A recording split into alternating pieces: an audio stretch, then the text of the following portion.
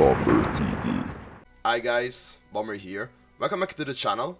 And before we start, a huge thank you to all of my Patreons. If you want to join them and start supporting me, the link to my Patreon is in the description and the comment pinned down below. And with that said, let's jump into the video. So yeah guys, the deck of today is Overwhelm, so you can see the name of the deck is pretty straightforward and it's actually indicating what we are gonna do with this deck.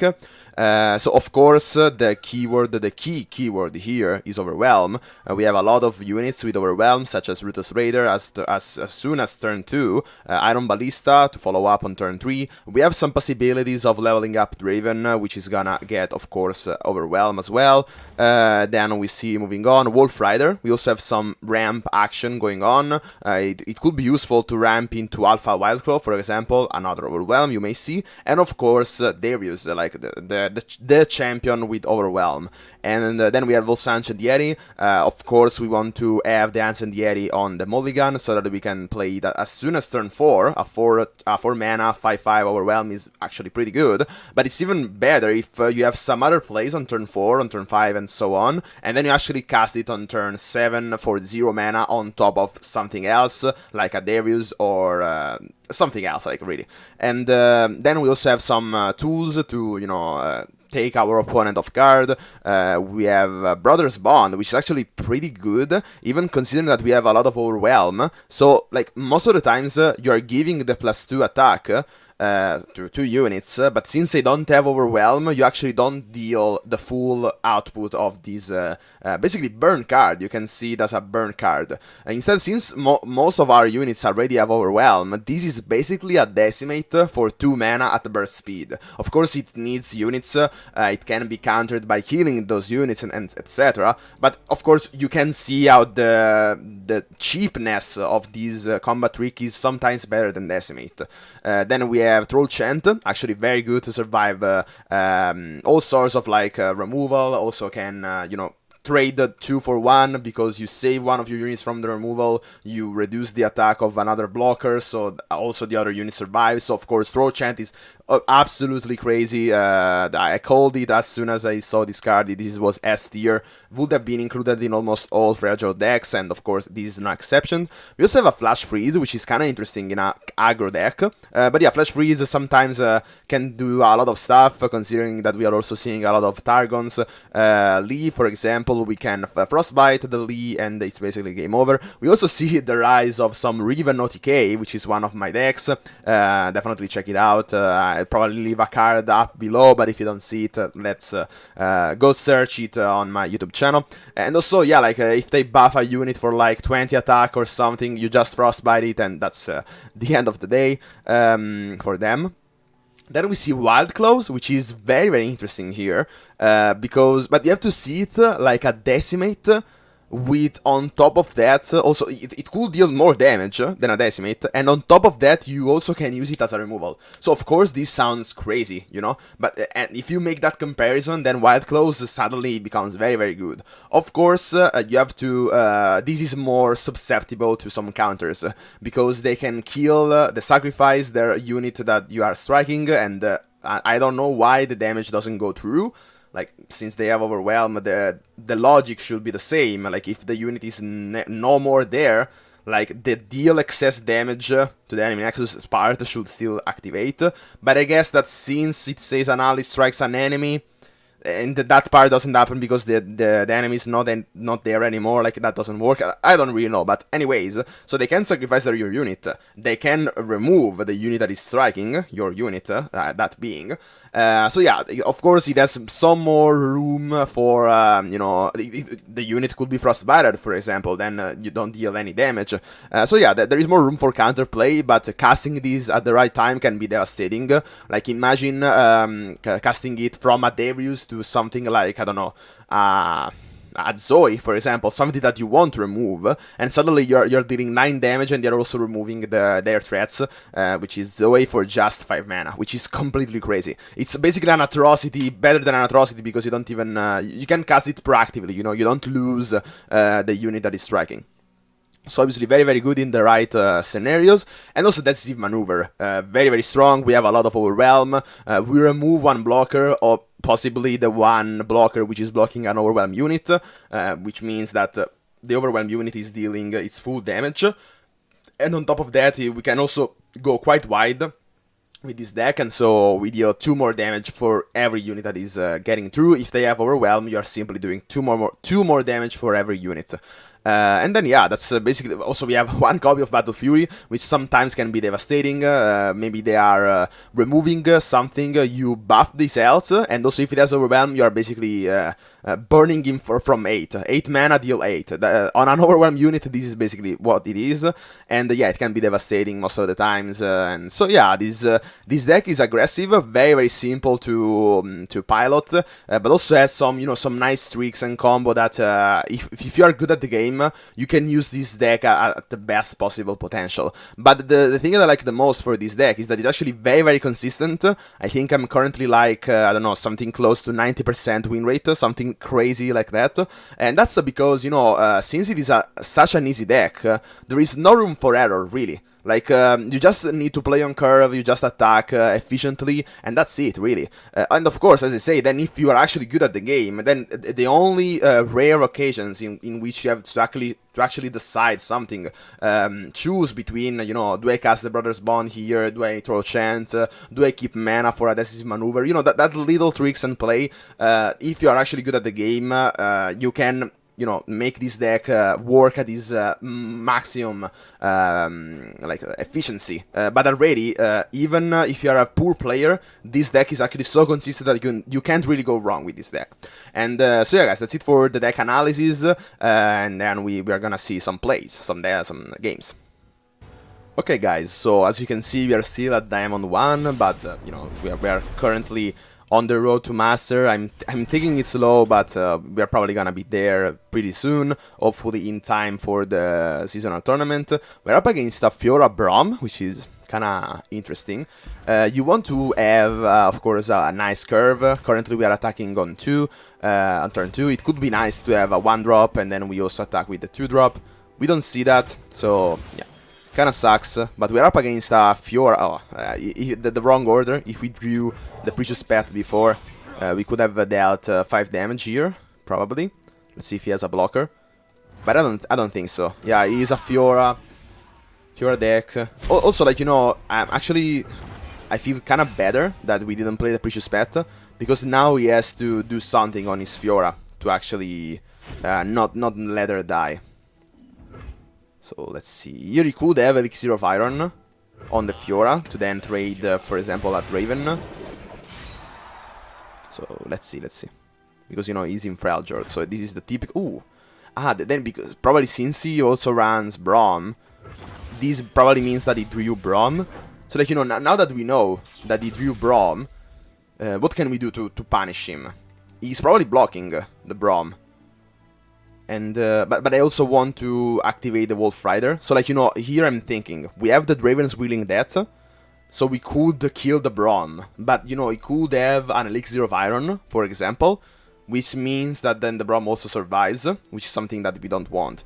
Since the Wolf Rider plan is more consistent, because I know that he can't really do anything here, except if he has what is it, the Frostbite 2. What was it? The Archwinds? Yeah, that's the only answer. He could have Brittle Steel, but he has to expand resources. That was probably a kind of weak Brittle Steel. I could have seen that. That was obvious. That was an obvious call of Braum being drew from the Entreat. And then now, we can go for the Wolf Rider, and we can immediately play Darius, which is very, very threatening for him. He's currently, this deck is so consistent, so fast as well. Next turn we're going for Decisive Maneuver with a lot of Overwhelms units on the board. Standalone, okay, that's pretty interesting.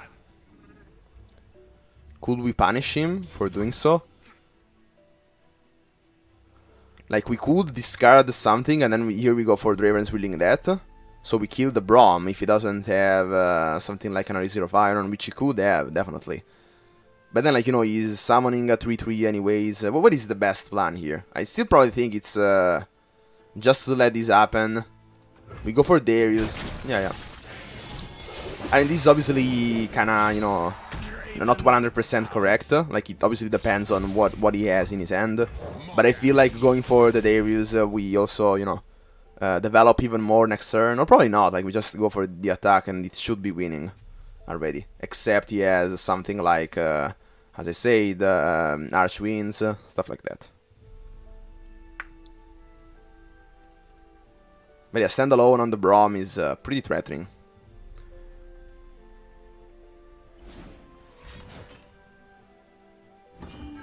Okay, yeah, he's going all out on this Braum. So now, guys, here is the question. Okay, no, because I was thinking he could have had Judgment, which was crazy good for him. But I don't think he has any ways of dealing with this. Like, we are stunning the Braum. So, like, he's already dead. And on top of that, we have more damage from the decisive maneuver as well. We could also spinning axes if we need. And you know, the Darius survives, so next turn we have also Darius Decimate. I don't see how we can survive this.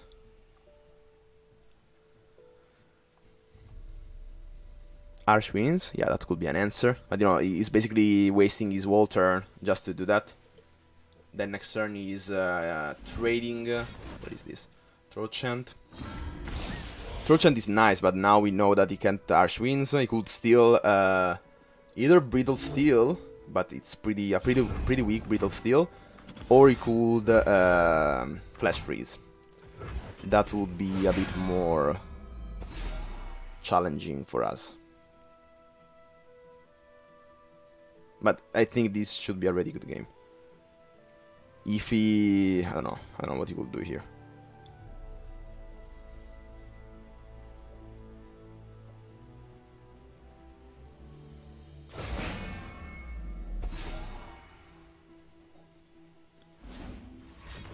Yeah, Flash Freeze, okay.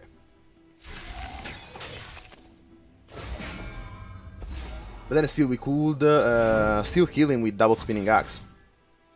It's a bit risky, but definitely worth trying. I mean, he could have Brittle Steel, that was a misplay. I should have went all in on Darius. But yeah, he surrendered, so we know that that was... he didn't have the answer. But yeah, that was definitely a misplay, because the only answer there would have been Brittle Steel, and Darius is not affected by Brittle Steel. So let's try to do one more game, because that was a bit too fast.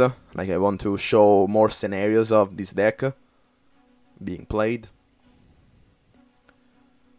Also, you know, quaking into another match after the win makes you, you know, that I didn't just record one win, and actually it's more consistent. You know, just recording the win and that's it. Then maybe I could lose here, and even losing is sometimes informative and educational, because you know what this deck can do and what it can't. So now we're up against Slow Burn or Easy Draven, or however you want to call it, which is a bit more challenging. So I actually like Alpha Wildclaw, because it doesn't really have all that many answers for more healthy units. But, you know, since we are the aggro player, we want to have a pretty consistent turn, a pretty consistent curve. And yeah, now we like this a lot. Let's see if he has Thermogenic Beam. And yeah, of course, they always have it, guys. Like, that's crazy. I mean, it is a smart play from him to keep on the mulligan the Thermogenic Beam. He is answering our most important threat. Now let's see if he has also Mystic Shot. Nobody has House Spider, which is arguably even better than Mystic Shot. Because, you know, not only we can't attack, because we are just trading with the 2-2, but then he can do 2 damage to us. And, you know, I'm just keeping the Legend Grenadier alive just because I want to keep the plunder possibilities for the Wolf Rider. That's the whole point. But I still think it's better to go here for Iron Ballista rather than Draven, for the same reason. Like, we are pushing more damage on average, and we have a much more guaranteed Wolf Rider. We can immediately go for Darius next turn. We probably won't go for Darius. See, I went for these, which is actually interesting, but then I think a Mystic Shot is getting there. I don't know.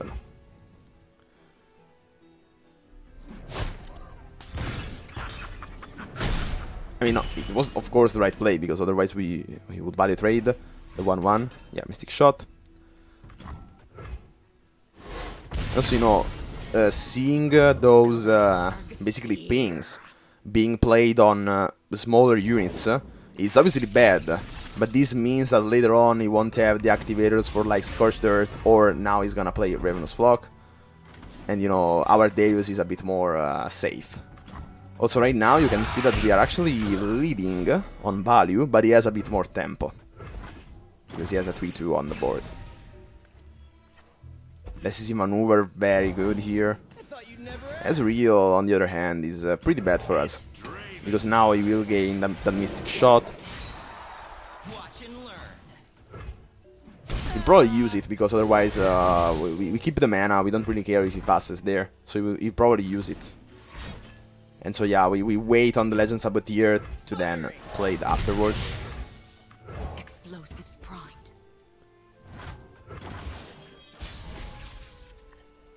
Alpha Wildclaw. I probably want to get more Overwhelm units on the board. Let's see if he has another Thermogenic Beam.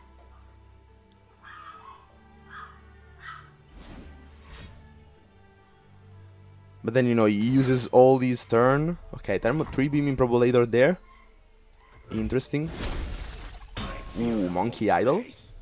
Probably one of the worst one he could have got there. Well, Ezreal already leveled up. That's crazy, crazy fast. Okay, so you know now we see the Darius that is leveled up, and we have a decisive maneuver. So we are only building up to our decisive maneuver in the fastest way possible. All those ramp useless.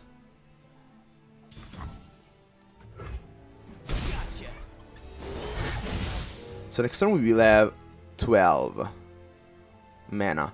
So we could actually go like probably the best play here is to go for Wolf Rider. Then next turn we go for Darius and Decisive Maneuver.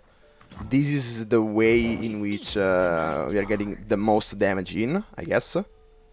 And then if he has some answers to all these threats, then good game, well played. If he doesn't kill the Legend Saboteur, which he is probably doing. Also, I don't know why he didn't attack with the Spider Monkey. Don't really know.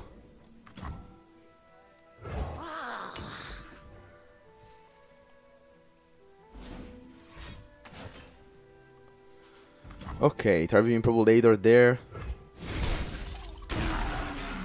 But we see not the best 4-drop. I mean, this is obviously very, very powerful. But currently he probably would have liked more health.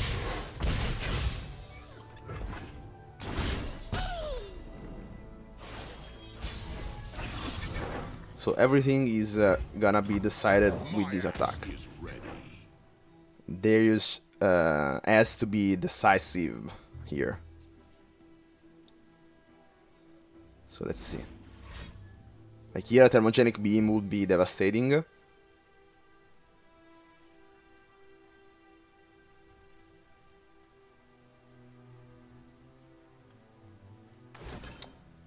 Static Shock. I mean, we probably still have a lethal. But let's see. So here is the thing. This is not lethal. I mean, yeah, because there is... So like we can just attack and see what he does. And then we can cast the Decisive Maneuver afterwards. So he's going just for these. Okay, see? No, this is better. So okay, now we probably want to do this because you know, this health we are denying less healing if you think about this, because this means that he's gonna take 3 more damage because we are removing 3 health from the blocker. Instead, now we are removing 4 health to the blocker. So this should be the best play. Get excited there would probably make him win. because then Darius doesn't level up.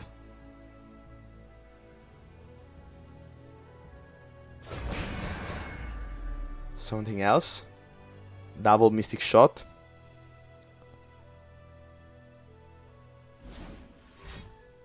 He has to get excited.